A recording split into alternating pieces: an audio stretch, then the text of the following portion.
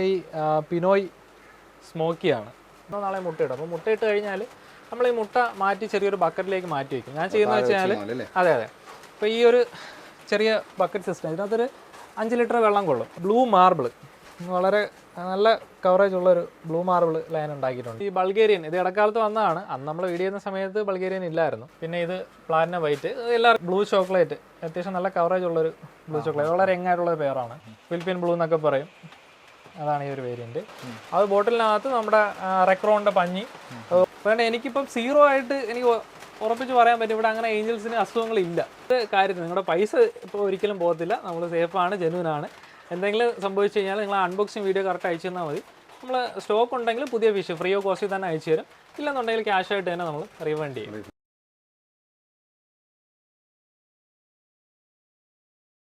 നമസ്കാരം, പുതിയ വീഡിയോയിലേക്ക് സ്വാഗതം. അപ്പോൾ നമ്മൾ കഴിഞ്ഞ വീഡിയോയിൽ പറഞ്ഞതുപോലെ തന്നെ നമ്മുടെ ഫാമിൻ്റെ ഡീറ്റെയിൽ ആയിട്ടുള്ള വീഡിയോസാണ് നമ്മൾ ഇന്ന് ചെയ്യാൻ പോകുന്നത്.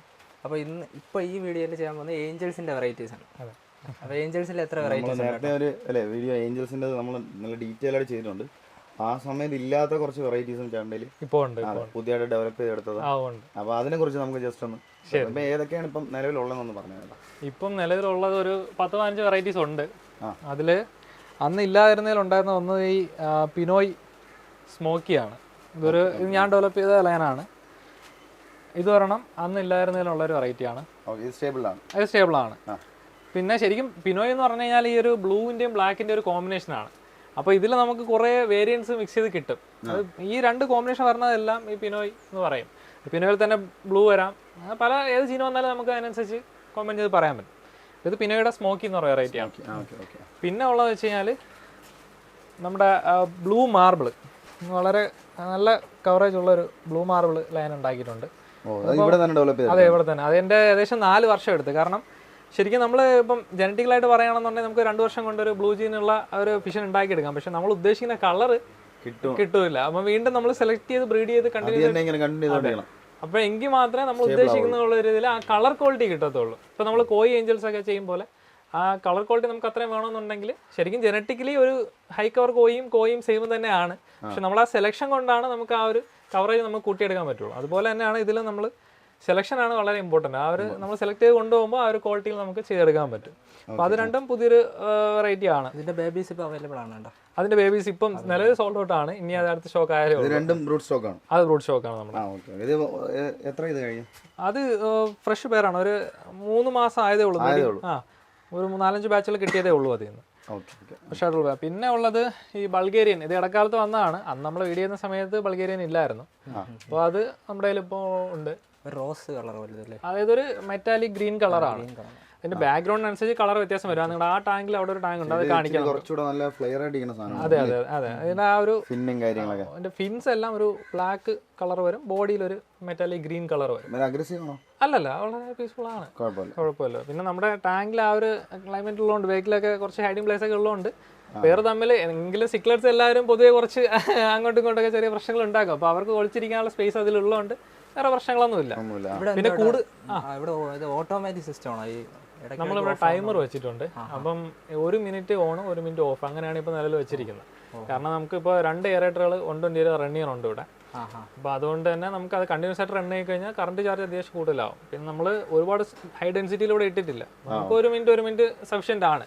പിന്നെ ഇവിടെ ടെമ്പറേച്ചർ വലിയ വേരിയേഷൻസ് വരാറില്ല. എപ്പോഴും നമുക്കൊരു കാരണം കുറച്ച് മരങ്ങളൊക്കെ ഉള്ളതുകൊണ്ട് വെള്ളം എപ്പോഴും ഒരു സ്റ്റേബിൾ ടെമ്പറേച്ചർ നിൽക്കും. ടെമ്പറേച്ചർ കൂടിക്കഴിഞ്ഞാൽ വെള്ളത്തിലെ ഓക്സിജൻ്റെ അളവ് കുറയും. അപ്പോൾ നമുക്ക് ഇവിടെ ടെമ്പറേച്ചർ കുറവായതുകൊണ്ട് തന്നെ ആ ഒരു പ്രശ്നം വരുന്നില്ല. അടുത്ത വെറൈറ്റി നോക്കിയാലോ? അടുത്ത വെറൈറ്റി നോക്കാം. അതും നമ്മുടെ BSPയുടെ തന്നെയാണ്. പിന്നെ ഇത് പ്ലാറ്റിനം വൈറ്റ്, എല്ലാവർക്കും അറിയാവുന്ന വെറൈറ്റി തന്നെയാണ്. പിന്നെ ഇത് ബ്ലൂ ചോക്ലേറ്റ്, അത്യാവശ്യം നല്ല കവറേജ് ഉള്ളൊരു ബ്ലൂ ചോക്ലേറ്റ്, വളരെ യങ്ങായിട്ടുള്ള പേരാണ്. അത് ബ്ലൂ ചോക്ലേറ്റിൻ്റെ പേരാണ്. നമ്മുടെ നേരത്തെ ഉള്ളത് തന്നെ ബ്ലൂ ഏഞ്ചൽ, ഫിലിപ്പീൻ ബ്ലൂ എന്നൊക്കെ പറയും. അതാണ് ഈ ഒരു വേരിയൻറ്റ്. പിന്നെ ഇത് നമ്മുടെ പാണ്ടാക്കോയുടെ വെൽറ്റയിൽ. പാണ്ടാക്കോയി എന്ന് പറഞ്ഞാൽ ഈ റെഡ് കളർ കുറവായിരിക്കും ഇവരുടെ ബോഡിയിൽ, വൈറ്റ് ആയിരിക്കും കൂടുതൽ. വൈറ്റിൽ ഈ ഒരു ബ്ലാക്ക് മാർക്കിങ് മാറും. അതെ. പിന്നെ ഇവിടെ കണ്ട ഫിൽറ്റർ വെറൈറ്റി ഫിൽറ്ററാണ്. അതെ, ഈ ഫിൽറ്റർ എന്ന് പറഞ്ഞു കഴിഞ്ഞാൽ ഞാൻ തന്നെ ഉണ്ടാക്കിയതാണ്. നമ്മുടെ 15 രൂപയ്ക്ക് ഒരു ബോട്ടിൽ മേടിക്കാൻ കിട്ടും. 1 ലിറ്ററിൻ്റെ ബോട്ടിലാണത്. അത് ബോട്ടിലിനകത്ത് നമ്മുടെ റെക്രോണിൻ്റെ പഞ്ഞി, ഓടിൻ്റെ കഷ്ണങ്ങൾ, പിന്നെ ലാവ റോക്ക്, സെറാമിക് റിങ്, ഇത്രയും വെച്ചിട്ട് നമ്മൾ അതിനകത്ത് വെച്ച് അടച്ചു വെച്ചിരിക്കുകയാണ്. അതിനകത്ത് എയറേഷൻ കൊടുത്തിട്ടുണ്ട്. നമ്മുടെ എയർ സ്റ്റോൺ അതിനകത്ത് ഇറക്കി വെച്ചിരിക്കുകയാണ് ചെയ്യുന്നത്. താഴെ ഇറക്കി വെച്ച് അതാണ് ഇറക്കി വെച്ചിരിക്കുകയാണ്. അപ്പോൾ വെള്ളം ഇതിനകത്ത് ഈ താഴെ കൂടെ എയറേഷൻ മേളിലേക്ക് പോകുമ്പോൾ ഈ സൈഡിലെല്ലാം ഹോൾ ഇട്ടിട്ടുണ്ട്. അപ്പോൾ അതെല്ലാം വെള്ളം അതിനകത്തേക്ക് സെക്കെടുക്കും. വെള്ളത്തിലുള്ള ഈ പൊടികളും കാര്യങ്ങളെല്ലാം അതിൽ പിടിക്കും. പിന്നെ നമ്മുടെ എത്ര ദിവസം കൂടുമ്പോഴാണ് ക്ലീനിങ് കാര്യങ്ങളൊക്കെ? ഇത് ശരിക്കും ബ്രൂഡ് സ്റ്റോക്കിന് ഇത് ശരിക്കും ടാങ്ക് ക്ലീൻ ചെയ്തിട്ട് ഇപ്പോൾ 1.5 ആഴ്ച കഴിഞ്ഞു. നിങ്ങൾ ബോട്ടമൊക്കെ സൂക്ഷിച്ച് നോക്കി കഴിഞ്ഞാൽ വളരെ കുറച്ച് വേസ്റ്റ് മാത്രമേ ഉള്ളൂ. കാരണം നമ്മൾ ടാങ്ക് അത്രയ്ക്കും, പിന്നെ നമ്മുടെ ഫീഡിങ്ങും കറക്റ്റാണ്. നമ്മൾ 2 നേരമാണ് കൊടുക്കുന്ന ഫീഡ് കൊടുക്കുന്നതും കറക്റ്റാണ്. നമ്മുടെ ഫിൽട്രേഷൻ കറക്റ്റ് ആയതുകൊണ്ട് തന്നെ അങ്ങനെ വേസ്റ്റ് ഒന്നും ഉണ്ടാവാറില്ല. ഈ ഒരു സിസ്റ്റത്തിൽ ശരിക്കും ഒരു 3 ആഴ്ച മുതൽ 1 മാസം വരെ വെള്ളം മാറിയില്ലെങ്കിലും ഫിഷ് ഹെൽത്തി ആയിട്ട് തന്നെ ഇരിക്കും. പിന്നെ നമ്മുടെ മണി പ്ലാന്റ് ഇതിന്റെ ബേക്കിൽ നമ്മൾ വെച്ചിട്ടുണ്ട്. അപ്പോൾ ഈ ടാങ്ക് അതെ, അതിന്റെ വേരുകൾ ഇതിനകത്ത് ഇറങ്ങിയിട്ട് ഇതൊരു നാച്ചുറൽ എക്കോസിസ്റ്റം പോലെയാണ്. അപ്പോൾ ഇതിനകത്ത് ഉണ്ടാകുന്ന ഒരുപാട് ന്യൂട്രിയൻസ് എല്ലാം അവർ വലിച്ചെടുക്കും. അപ്പോൾ വെള്ളത്തിന്റെ ക്വാളിറ്റി എപ്പോഴും നല്ല ഹൈ ആയിട്ട് തന്നെ നിലനിർത്താൻ പറ്റും. അതുകൊണ്ട് എനിക്കിപ്പം 0 ആയിട്ട് എനിക്ക് ഉറപ്പിച്ച് പറയാൻ പറ്റും ഇവിടെ അങ്ങനെ ഏഞ്ചൽസിന് അസുഖങ്ങളില്ല. പണ്ട് ശരിക്കും പറഞ്ഞ സമയത്ത് വെച്ച് കഴിഞ്ഞാൽ നമ്മൾ ഈ ഒരു ടാങ്ക് ശരിക്കും പറഞ്ഞാൽ ഇവർക്ക് ചെറുതാണ്. കുറച്ചുകൂടി വലിയ ടാങ്കാണ് ഒരു പേര് ഏഞ്ചലിനെ കീപ്പ് ചെയ്യാൻ റെക്കമെൻഡ് ചെയ്യണത്. അപ്പോൾ നമ്മൾ വാട്ടർ ക്വാളിറ്റിയിൽ പ്രശ്നം വരുത്തി കഴിഞ്ഞാൽ നമുക്ക് പെട്ടെന്ന് അസുഖങ്ങൾ വരും. നമ്മൾ നല്ല വെള്ളം കീപ്പ് ചെയ്ത് കഴിഞ്ഞാൽ നമുക്ക് നല്ല രീതിയിൽ ഫിഷിനെ കീപ്പ് ചെയ്യാൻ പറ്റും. അസുഖങ്ങളൊന്നും ഇല്ലാതെ കീപ്പ് ചെയ്യാൻ പറ്റും. എല്ലാം കൂടെ എത്ര വെറൈറ്റീസ് ഉണ്ട് ഇവിടെ ഏഞ്ചൽ? ഇപ്പോൾ 10-15 വെറൈറ്റീസ് ഇപ്പം നിലവിൽ. എല്ലാത്തിനും ഇപ്പം ആൾക്കാർ വിളിച്ച് ചോദിച്ചു കഴിഞ്ഞാൽ ഏകദേശം കാരണം നമുക്ക് ഓരോ സമയവും നമുക്ക് നമ്മുടെ ഡിമാൻഡ് അനുസരിച്ച് ഓരോന്നനുസരിച്ച് പൊയ്ക്കൊണ്ടിരിക്കും.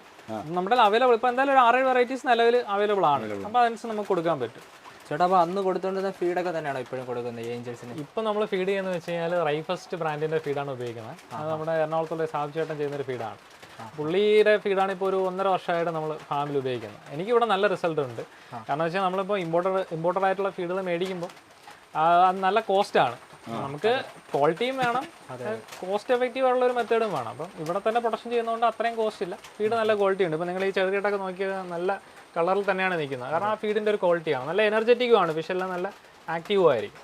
പിന്നെ നമ്മൾ അത് നമ്മുടെ ടെട്രാ ബൈസ് പോലെയാണ്, ചെറിയ ക്രംബിൾ ടൈപ്പ്. അതിൻ്റെ 3 സൈസ് വരുന്നുണ്ട്. അതാണ് നമ്മൾ ഉപയോഗിക്കുന്നത്. പിന്നെ ഉള്ളതെന്ന് വെച്ച് കഴിഞ്ഞാൽ നമ്മുടെ മൊയ്ന കൾച്ചർ ചെയ്യുന്നുണ്ട്. നമ്മൾ മൊയ്ന കൾച്ചർ ചെയ്തിട്ട് അത് ഡെയിലി ഫീഡ് ചെയ്യും. നമ്മൾ ബ്രൂഡ് സ്റ്റോക്കിനെല്ലാം ഡെയിലി ഫീഡ് ചെയ്യുന്നുണ്ട്. പിന്നെ ഉള്ളതെന്ന് വെച്ച് കഴിഞ്ഞാൽ ഈ BSFൻ്റെ ബ്ലാക്ക് സോൾജർ ലാർവയുടെ ഒരു ഫീഡ് ഉണ്ട്. അപ്പോൾ അത് റൈഫസ്റ്റ് ബ്രാൻഡ് തന്നെയാണ്. അതും കൂടിയാണ് ഇപ്പോൾ നമ്മൾ കൊടുക്കുന്നത് മെയിനായിട്ട്. നമ്മുടെ ഇതിൽ ഒരു സ്ലൈറ്റ് വെച്ചിരിക്കുന്നത് കാണാം. അപ്പോൾ ഇതിനകത്താണ് ഇവർ മുട്ടയിടുന്നത്. അപ്പോൾ ഈ മുട്ട ഇട്ട് കഴിഞ്ഞാൽ നമ്മൾ ഇപ്പോൾ ഈ പേര് മിക്കവാറും ഇന്ന് അല്ലെങ്കിൽ നാളെ മുട്ട, കാരണം ഇതിൽ അവരുടെ ട്യൂബ് എല്ലാം ഇറങ്ങിയിട്ടുണ്ട്. ഇതിപ്പോൾ മെയിലാണ്, ഇത് ഫീമെയിലാണ്. മെയിലിൻ്റെ ബ്രീഡിംഗ് ട്യൂബ്, ഫീമെയിലിൻ്റെ ബ്രീഡിംഗ് ട്യൂബ് ഇറങ്ങിയിട്ടുണ്ട്. അപ്പോൾ അവർ ഇന്നോ നാളെ മുട്ടയിടും. അപ്പോൾ മുട്ടയിട്ട് കഴിഞ്ഞാൽ നമ്മൾ ഈ മുട്ട മാറ്റി ചെറിയൊരു ബക്കറ്റിലേക്ക് മാറ്റി വയ്ക്കും. ഞാൻ ചെയ്യുന്നത് വെച്ചാൽ അതെ അപ്പോൾ ഈ ഒരു ചെറിയ ബക്കറ്റ് സിസ്റ്റം, ഇതിനകത്തൊരു 5 ലിറ്റർ വെള്ളം കൊള്ളും. അപ്പോൾ ഈ സ്ലേറ്റിനെ നമ്മൾ ഇതിനകത്തേക്ക് മാറ്റി വെച്ചിട്ട് മെത്തൻ ബ്ലൂ ഒഴിച്ചിട്ട് ഒരു എയറേഷനും കൊടുക്കും. അപ്പോൾ അതിനകത്ത് ഒരു 7 ദിവസം ആകുമ്പോൾ കുഞ്ഞുങ്ങൾ വിരിഞ്ഞ് ഫ്രീസും ആവും. അതിനുശേഷം നമ്മൾ താഴേക്ക് നമ്മുടെ ഗ്രോട്ട് ടാങ്കിലേക്ക് മാറ്റുകയാണ് ചെയ്യുന്നത്.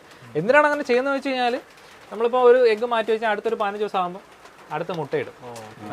നമ്മൾ ബിസിനസ്സായിട്ട് ചെയ്യുമ്പോൾ നമുക്ക് മാക്സിമം എഗ്ഗ് കിട്ടിയാലേ നമുക്ക് പ്രൊഡക്റ്റ് ചെയ്യാൻ പറ്റും. അപ്പോൾ അതുകൊണ്ടാണ് അങ്ങനെ ചെയ്യുന്നത്. നമ്മൾ പാരൻസിൻ്റെ കൂടെ വെച്ച് കഴിഞ്ഞാലും കുഴപ്പമൊന്നുമില്ല. അവർ നല്ല നോക്കുന്ന പാരൻസ് ആണെന്നുണ്ടെങ്കിൽ കുഞ്ഞുങ്ങളെ വിരിയിക്കും. അങ്ങനെ ചെയ്യാൻ പറ്റും. നമുക്ക് കുറേ എഗ്ഗുകൾ നമുക്ക് പ്രൊഡക്ഷൻ ഉണ്ടാക്കണമെന്നുണ്ടെങ്കിൽ നമ്മൾ എഗ്ഗ് മാറ്റി വെച്ച് ചെയ്യുന്നതാണ് ഏറ്റവും നല്ലത്.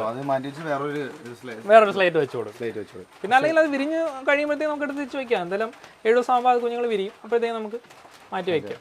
അപ്പോൾ സെയിലിനായി തുടങ്ങുന്ന ഏത് സൈസ് മുതലാണ് കേട്ടോ? സെയിലിന് നമ്മൾ കൂടുതലും ചെയ്യുന്നത് ബട്ടൺ സൈസ് തൊട്ടാണ് ശരിക്കും. ബട്ടൺ സൈസിന് പക്ഷേ നമുക്കിപ്പോൾ ആളുണ്ട്, അവർ ഇവിടെ നിന്ന് എടുത്തുകൊണ്ട് പോവുകയാണ് ചെയ്യുന്നത്. അപ്പോൾ ഞാനിപ്പോൾ നമ്മളൊരു ബാച്ചിൽ ഒരു ആവറേജ് 300 എണ്ണം ഉണ്ടെങ്കിൽ ഒരു 100 എണ്ണമൊക്കെ ഹോൾഡ് ചെയ്യുള്ളൂ. ബാക്കി സീഡായിട്ട് തന്നെ കൊടുക്കും. ബാക്കിയുള്ളത് നമ്മളൊരു കോയിൻ സൈസ് ആക്കിയിട്ട് അതാണ് നമ്മൾ സെയിൽ ചെയ്യുന്നത്. പിന്നെ ഞാൻ ഇപ്പോൾ പറഞ്ഞല്ലോ ഒരു ഫാം കൂടെ നമ്മൾ എടുത്തിട്ടുണ്ട്. അപ്പോൾ അവിടെ നമ്മൾ ഗ്രോട്ട് ചെയ്ത് കുറച്ച് പെയർ സെറ്റ് ചെയ്ത് കൊടുക്കാനായിട്ട്, പെയറിന് എപ്പോഴും നല്ല എൻക്വയറിയാണ്. അപ്പം പെയർ സെറ്റ് ചെയ്യാൻ വേണ്ടി അപ്പോൾ നമ്മൾ അങ്ങനെ ഒരു സെറ്റപ്പ് അവിടെ ചെയ്യുന്നുണ്ട്. അപ്പോൾ ഫ്യൂച്ചറിൽ ഒരു 3-4 മാസം കഴിഞ്ഞ് കഴിഞ്ഞാൽ നമുക്ക് എന്തായാലും ഇഷ്ടംപോലെ പേഴ്സ് അവൈലബിൾ ആയിരിക്കും എന്തായാലും. നമുക്ക് കൊറിയർ എവിടെയൊക്കെയാണ് ചെയ്യുന്നത്? ആൾ ഇന്ത്യ നമുക്ക് എല്ലായിടത്തും കൊറിയർ ചെയ്യാൻ പറ്റും. ഫിഷിൻ്റെ ലൈവിൽ നമുക്ക് ഗ്യാരണ്ടി ഇല്ല. പക്ഷേ എന്ന് പറഞ്ഞാൽ എന്ത് കാര്യത്തിൽ നിങ്ങളുടെ പൈസ ഇപ്പോൾ ഒരിക്കലും പോകത്തില്ല. നമ്മൾ സേഫാണ്, ജെന്യൂനാണ്. എന്തെങ്കിലും സംഭവിച്ചു കഴിഞ്ഞാൽ നിങ്ങൾ അൺബോക്സിങ് വീഡിയോ കറക്റ്റ് അയച്ചു തന്നാൽ മതി. നമ്മൾ സ്റ്റോക്ക് ഉണ്ടെങ്കിൽ പുതിയ ഫിഷ് ഫ്രീ ഓഫ് കോസ്റ്റിൽ തന്നെ അയച്ചു തരും. ഇല്ലെന്നുണ്ടെങ്കിൽ ക്യാഷ് ആയിട്ട് തന്നെ നമ്മൾ റീഫണ്ട് ചെയ്യും. അപ്പോൾ എന്തെങ്കിലും ഡൗട്ട്സും എൻക്വയറീസിന് വിളിക്കുന്നതിന് പ്രശ്നമൊന്നുമില്ല? ഇല്ല വിളിക്കാം. പിന്നെ കൂടുതലും മെസ്സേജ് അയക്കുന്നതാണ് കൂടുതലും പ്രിഫർ ചെയ്യണം. കാരണം ഇപ്പോൾ ശരിക്കും പറഞ്ഞാൽ നമുക്ക് രാവിലെ എണീറ്റ് കഴിഞ്ഞാൽ വൈകുന്നേരം വരെ ഒരുപാട് വർക്ക് ഉണ്ട് ഫാമിൽ തന്നെ. അപ്പോൾ മെസ്സേജ് ഇട്ട് കഴിഞ്ഞാൽ എപ്പോഴും നിങ്ങളുടെ ഈവനിങ് ടൈമിലായിരിക്കും മിക്കവാറും നിങ്ങൾക്ക് റിപ്ലൈ കിട്ടുന്നത്.